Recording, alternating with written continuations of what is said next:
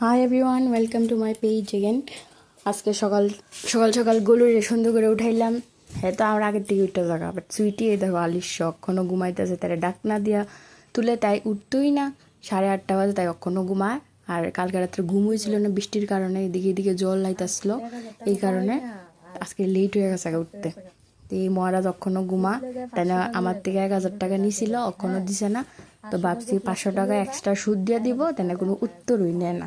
দেখো আমি কতবার ডাকতাছি যে এত টাকা দিও আমারে, আমার ফ্ল্যাক্স রেডি হয়েছে।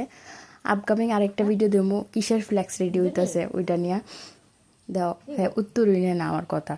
আজকে দিলে হ্যাঁ দিবনি।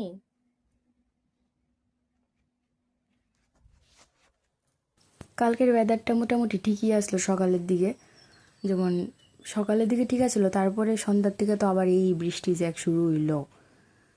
কালকে লাঞ্চে আমি রেডি করছিলাম কার্ফু মাছের ডিম আর তেল দিয়ে সেরা, আলু টমেটো দিয়ে সেরা, আর রান্না করছিলাম মাছ দিয়ে সেরা, ঝিঙ্গা আলু আর টমেটো দেওয়ার ঝোল।